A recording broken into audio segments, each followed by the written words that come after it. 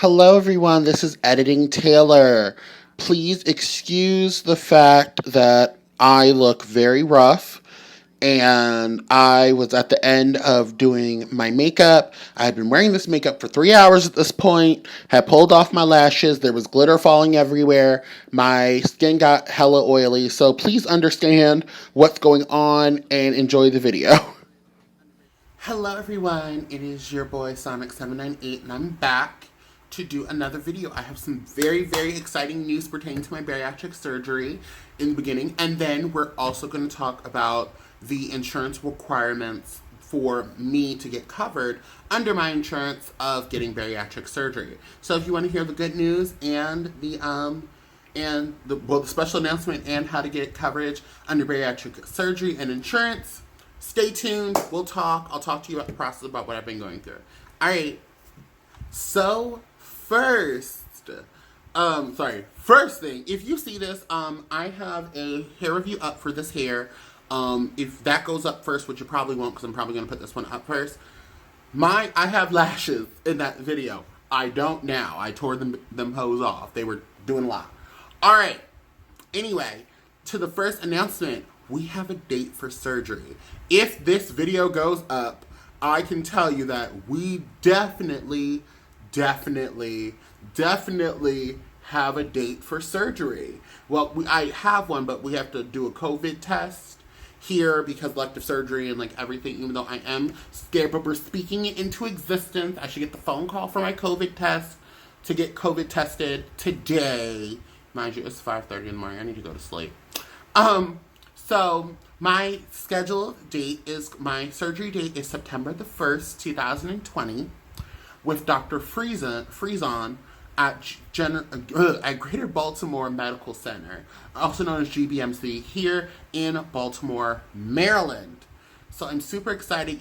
We've been at the end of the process because of Rona and everything. It's been a year and 2 months. A year and 2 months of going through this process to get cleared for surgery. I'm super excited. I've waited for this. I'm so happy. If this video, I want to schedule this video to go up the day before surgery. So everyone can know what's going on, etc., blah, blah, blah. But yay, we have a date for surgery. I'm so excited. I will be doing a surgery day vlog. Mainly for myself, because if you haven't seen my medical emergency video, I want to have a track record of what happened to me. Okay, because I need to know what happened, because I was very much upset about the fact that I don't remember nothing that happened surgery day last time, but I was more so struggling for my life, so whole thing. Okay, whatever. All right, on to the process of getting cleared for bariatric surgery here in Maryland, okay? And first we're going to start with insurance requirements. We're going to talk about my insurance requirements, and then we're going to also talk about what my doctor also had me do in order to get cleared and everything for bariatric surgery. So I'm getting my bariatric surgery at the Greater Baltimore Medical Center here in Baltimore, Maryland. My original surgeon was Dr. Elizabeth Dovak. She is the coordinator for the program, but because of my insurance and everything, so long story short, I turned 26 this year. I literally turned 26 11 days after my surgery. And I believe that's a national thing. Like, if you have employed insurance through your parents, most insurances cover the child through the age of 26. But in Maryland, it's like as long as they're 26 and still in school, you're covered.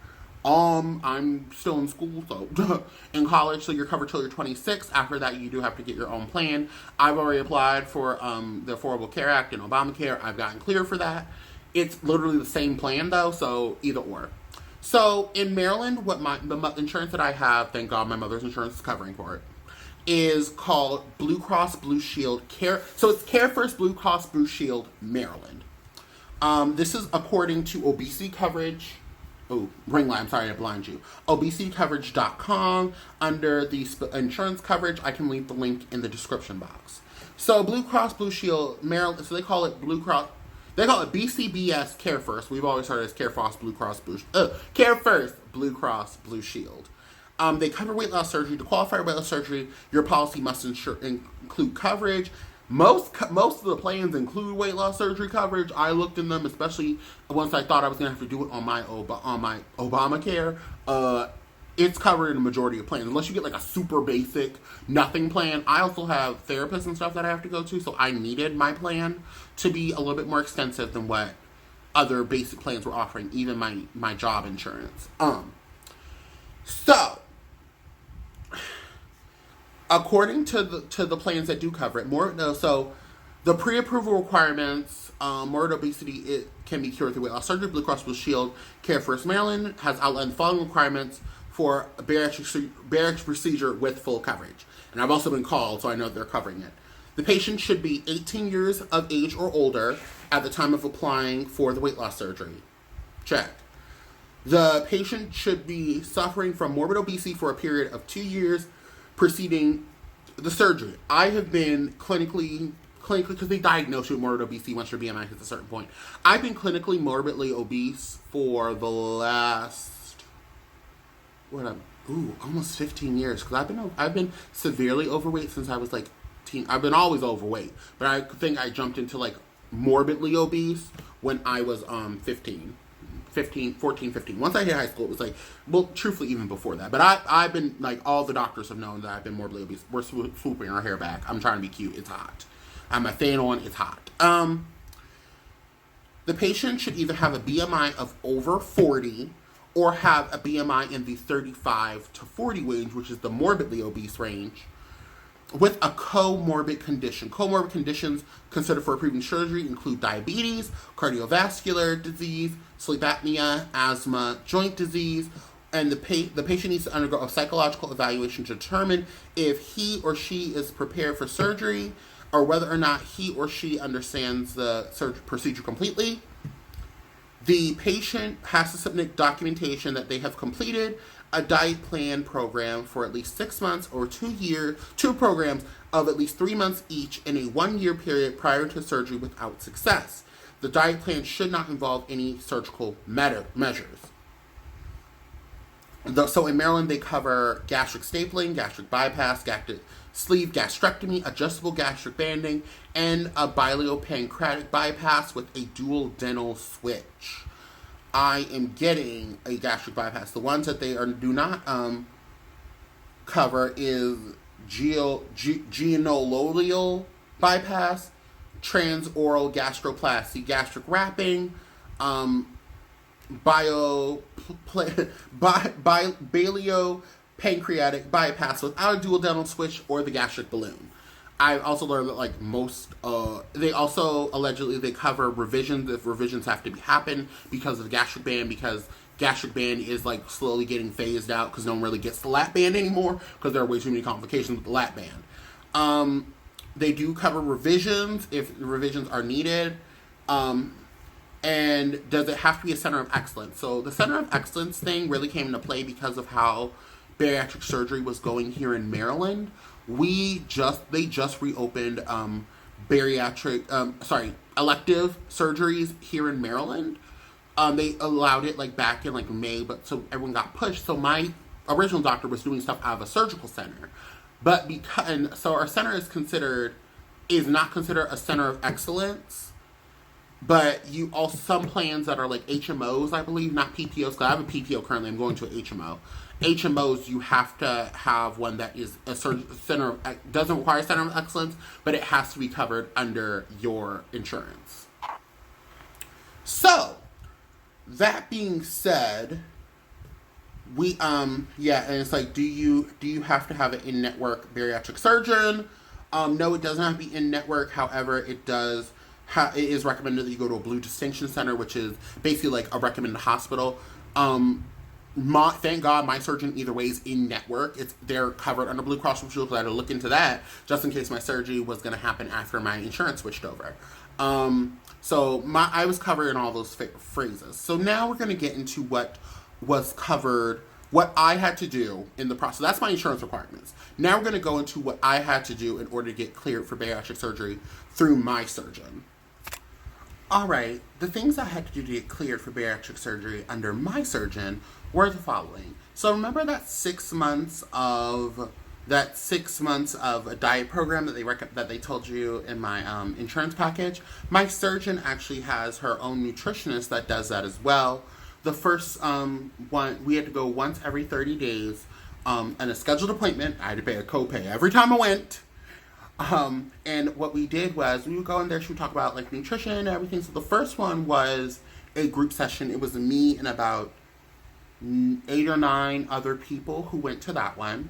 And then the second one, I believe, was maybe another group one. But I know like the last 4, yeah, they were all solo except for one. There was one time when she had me and another woman. But like every time we went in, we got weighed, and it was really like a Weight Watchers. And I only know this because I went to Weight Watchers like once with my mom and aunt when they were on it years ago. We would go in, she would weigh us, she would ask us what we ate. We had to literally fill out a paper every time we went in about like what we ate the day before, were we getting exercise, what we were doing. So it was really like all the questions like you would ask. You'd be like, have you been active? What have you been eating? How can you change what you're eating? You understand that you can't eat that anymore after you have surgery, or only in small portions. And it's like, yes. And so I like that because it was basically an accountability check. Like we were held accountable for things that we did because we had to do it. Like, so from there, then we had to, we did that every month, once a month. However, my surgeon had an option called Nutri, where you would go in and you would download it on your computer, your phone, smart device, whatever, and you would do like similar things every week, every month, every like 2 weeks or every month on the program, and you were able to get it done in 3 months, and it would count as like the full 6 months. So you were able to do that. And my insurance covered it. Like I could have got it, but I then had to, your insurance accepts it. Sorry, they accept it, but they don't cover it. So you have to pay $200. I believe it was $200 or like $150 out of pocket up front, which I did not have at the time. And you could have did it for there, but I just instead chose, because I knew that I was going to get my surgery later. I wanted to just do the 6 months, and it was able for me to go in, hold accountable, stretch my legs, do something. So there was that. Then my bariatric surgeon made us, we had to get a psychological evaluation. I go to a therapist every week, and I have a standing therapy appointment every week. So I literally asked, like, hey, if we already have a therapist, can we ask them to do it? She's like, yes, there's literally not a script, what do they call it? Oh, girl. It's on the tip of my tongue and I can't think about it. But she's like, we have a paper that tells them all the questions to ask and the file in which we, like, accept it and like, they can just fax it over to us. I don't know why I'm still trying to think of it. It's like a rubric. Girl. It's going to come to me when I'm editing this video. Editing Taylor, please put it here what it is called and we'll know. So they had to do that, and I literally went to one of my therapy sessions, brought her the paper, the template. It's a template. Girl, the ghetto. It's called a template. So she had a template for us to send to our surgeon, not our surgeon, our therapist. You could either get someone in network who your insurance was covered through. It's one appointment. If you didn't have a therapist, it was one appointment. You go in, you pay your copay. You do it and you go. I have a standing therapist appointment, so I just brought the paper to her, the template to her, and we went off of there. We spent the entire session about it and went on from there. So that's that on that. Then on top of that, we had to do a sleep study in order for us to make sure that our breathing was in check and like see how our obesity was affecting our breathing. I was already told that I need to get a sleep study beforehand. When everything happened last year, because I told you everything that happened last year was because of me having undiagnosed sleep apnea. And this is how I found out. So my surgeon makes you do an at-home sleep test. You literally go home, they strap it under you. Well, not they, you. You put it under yourself. You have to hit on your heart. You put a monitor over your head and a breathing thing. And then like you hit the button and you sleep. And you have to be asleep for at least, I believe, 4 hours. And you do that for 2 days. So I believe they do it for 2 days, so you get like a margin of error. So you do it for 2 days, and then you send it back. You like they literally give you a bag and a box to like send it back. So like I got mine, it was shipped to my house. I picked it up. I did it for 2 days. I packed it back in the way they told me to pack it back in and send everything over. And I put it in, I think I put it in like it was a UPS or FedEx drop box, and they sent it back and they got it. And then they sent the results over.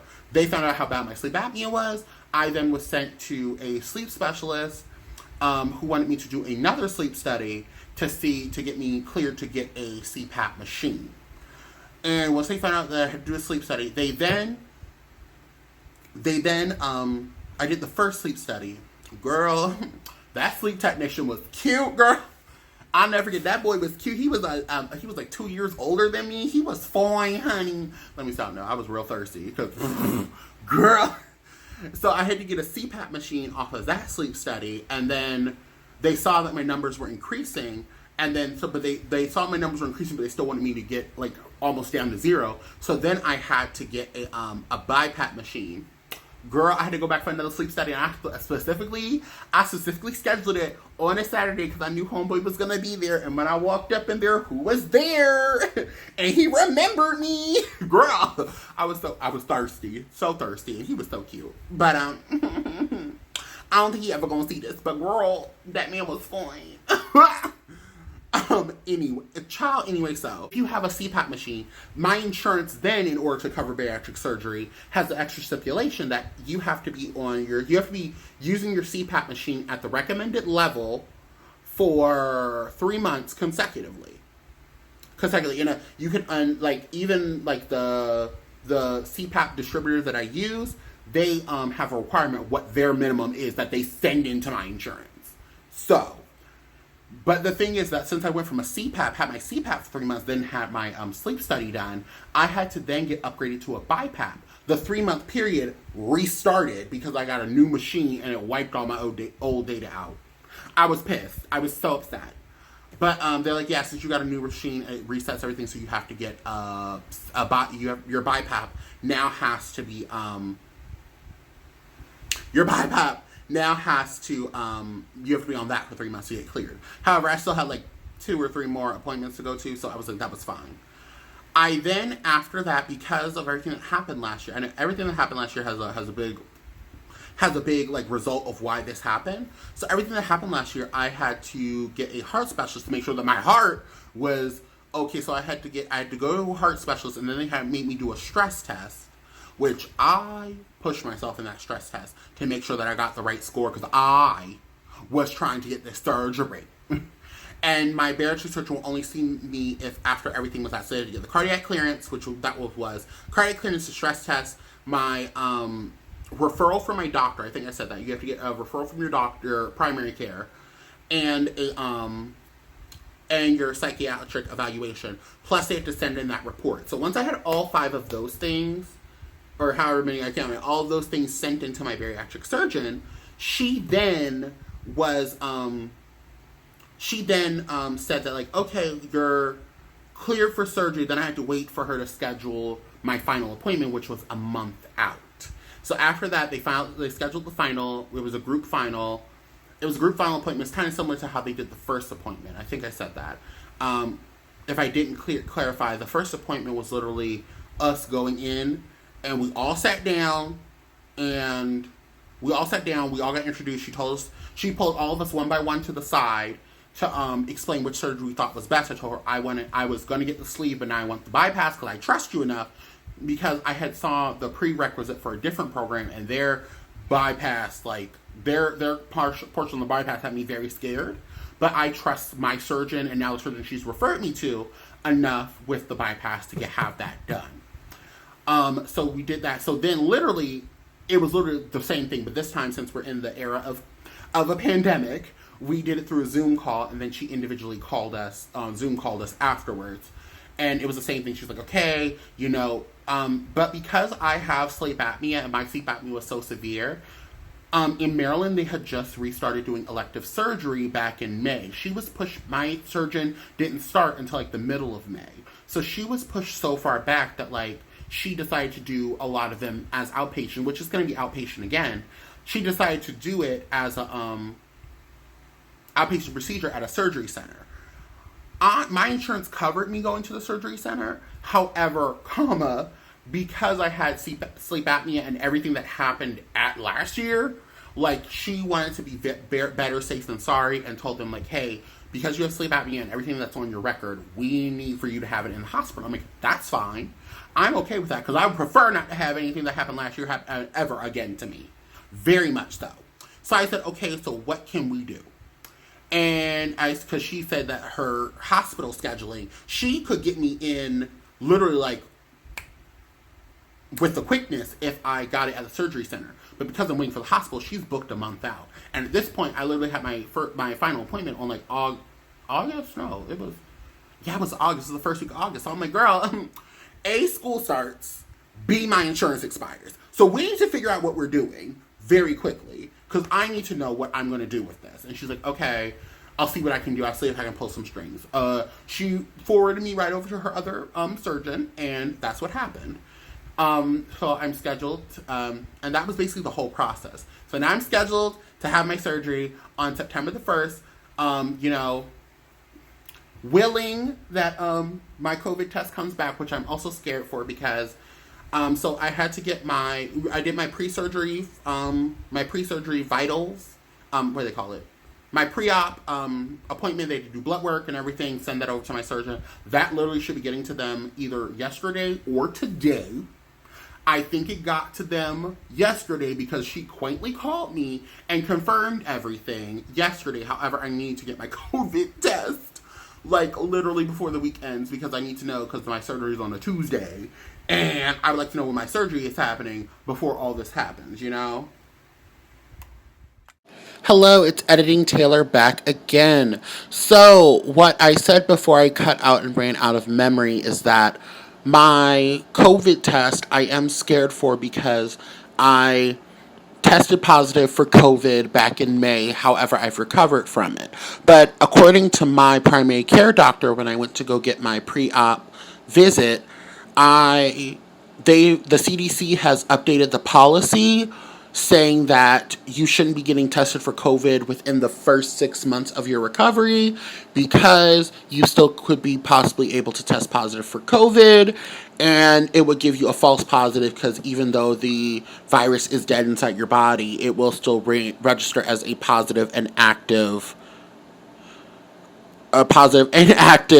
infection, so it can give you a false positive. So I'm just hoping that my COVID test comes back negative and I am able to get my surgery. Alright, like always, like, comment, and subscribe. And until next time, I'll see you guys.